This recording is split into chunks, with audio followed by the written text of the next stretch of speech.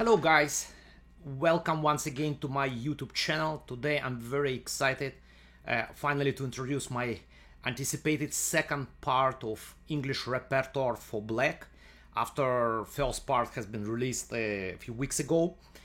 Before I move with the material, I would like to mention that if you enjoy my videos, please like, subscribe, click notification button if it's you're interested to know one of the first about novelties. So I think it's timing is very important. So like before this videos are spread and many people are aware of this new idea, so you can maybe score already some points. Also feel free, I really enjoy the comments underneath my videos. I respond to every comment. Maybe you have new ideas for new coverage. I have a few suggestions that I'm already probably gonna work, so feel free. So any interaction improves my visibility, so that would be great. Now let's move to the material. And so what is happening here, that we play c4 e5. So what is good about this, this is independent move. Doesn't matter what you play after d4, you can still learn e5.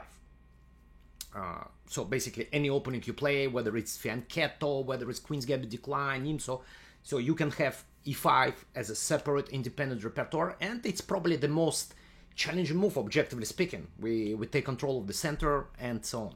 Now my first part featured the position after knight c3, knight f6, so there was full coverage for black repertoire with some exciting Adiban gambit. You will find link to my previous YouTube video. I mean, everything, if you're interested in PGN, it's always on my site, the same page, but YouTube video, so like you can maybe have a look what exactly I recommend here, what is Adiban gambit. So you can find this video, like there will be link in description. Now second part will be any move, any logical move here, besides, like, I mean, top choices besides knight c3. And there have been a lot of developments here, and I have to admit that c4 has been extremely popular. Now the main move, of course, will be g3, so that's a statistically second choice for white in this position. Now besides g3 we will have a3. So now there is this trend. White is not maybe fighting like for advantage very hard, so not the most challenging line, but what white wants actually to have Sicilian reverse with the extra tempo to get playable position and just to keep playing and to outplay in middle game. And for example, I mean, let's say you are d4 player and you have to play Sicilian reverse, so I mean, maybe somewhat uncomfortable, it's not your territory exactly, so we need to be kind of like well prepared. I tried in general not to get to Sicilian reversed. It happens in one of the lines, but mostly I'm focused on the idea c6, so very ambitious here after a3 c6. By the way, a3 has been played, like if you're surprised about this move, a lot of games of Hikaru Nakamura, probably mostly online, but still, I mean, he's playing this consistently. And c6 with idea d5, so we go very ambitious, and there will be full coverage here, like there is d4, knight f3, and so on. So that's a3. Now another move in this position is knight f3. I remember how I was kind of like skeptical about this move, so this is some kind of a lap in reverse, we can say, with the extra tempo, or maybe we can there is some similarity with Alekhine, obviously, but yeah, I thought after knight c6 everything is fine, but surprisingly it's got also very popular. I mean, those who are familiar a little bit with the theory might know that this line is played a lot by Russian Grandmaster Rachmanov. I mean, if I'm not mistaken, he published even a book with white repertoire and knight f3 move. So, I mean, he's very, let's say, original player. So I thought, well, he just gives like kind of like surprise weapon. But then I just realized that more and more players started to play this. One of the serious guys here, another Russian player. I mean, he changed federation, Sarana, who is like really strong nowadays, like close to 2700 if I'm not mistaken. So a lot of developments here. We play knight c6. Now the main move is c3, but there are some other choices here. Knight c2, knight b3, also knight c6, which is probably kind of like the most harmless for us. And after e3, knight f6, so white plays knight c3, and we play bishop b4, and that's a main line. Very challenging, very detailed, as always, full coverage. So I mean, you will be very comfortable if you study my file. So that was move knight f3, second move knight f3. Now one of the super trendy moves, d3. I noticed played by a lot of strong players. I mean, all elite players have been playing this, and once again, the idea to get some kind of like reverse Sicilian and extra tempo, and somewhere white can even like get some quick e4 in Sicilian pawn structure. So that's very playable move. Now I have a very original setup here. I decided to go with bishop b4 check. So that's, I mean, you don't need to get to like big theory. So we play bishop b4. The idea that after bishop d2 we get rid of this bishop, let's say bishop d2, queen d2, we play d6. And then we don't need to have bishop on e7 somewhere, and when we have just kind of like normal development, we can go knight f6, castle, c6, fighting for d5, break, and so on.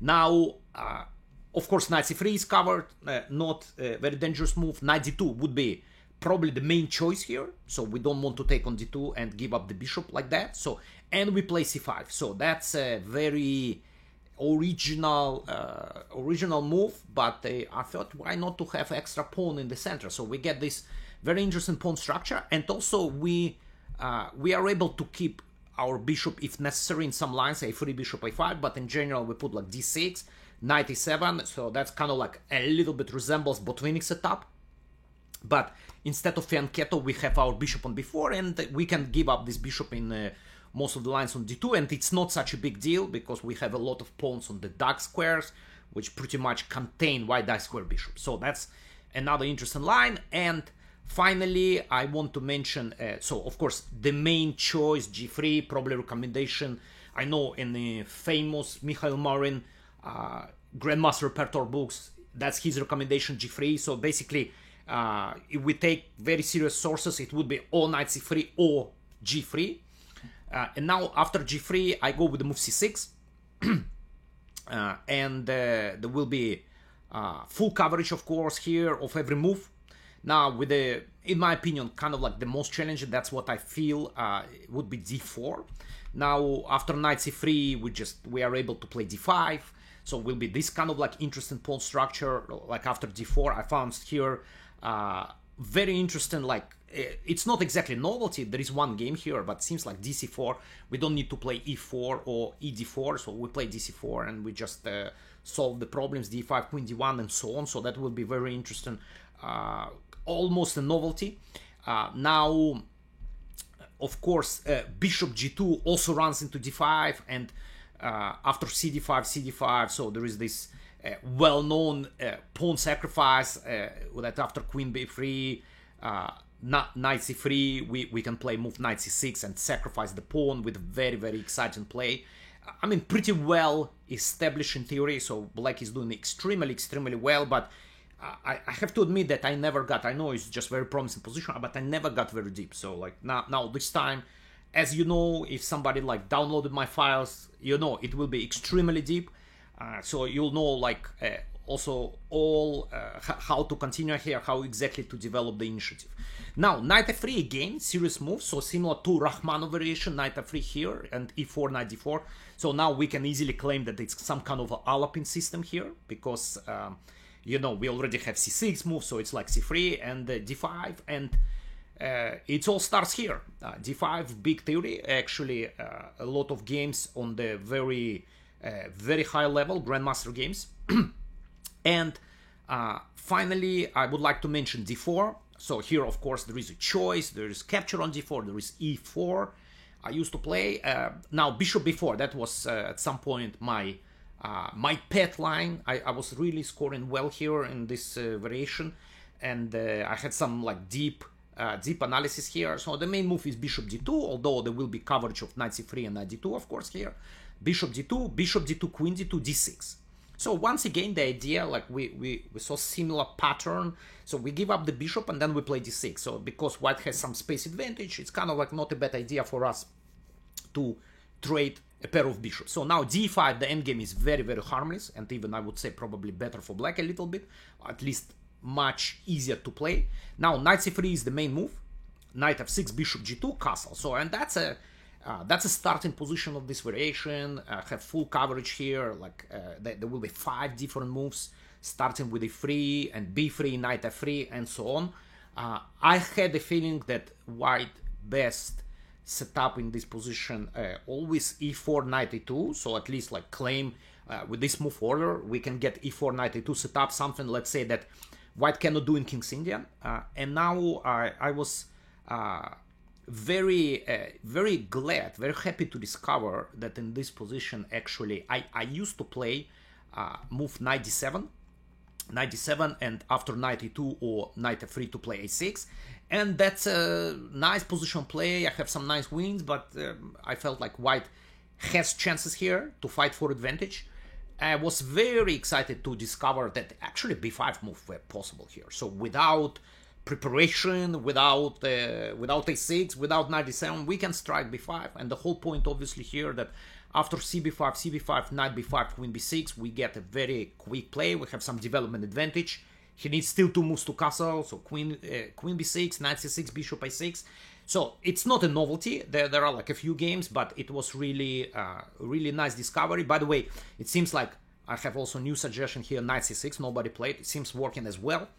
And that's basically it. I tried to make a video as short as possible today. And so basically second part of black repertoire against English, first c4, e5. This time we get every second move instead of so we going back just once again to repeat. So we have this position now. First part, knight c3, knight f6, all third moves for white, major moves. Now here without knight c3, all second moves, g3, d3, a3, and knight f3. So all major moves here, repertoire for black. I hope, guys, you enjoyed this video. I hope it will give you idea.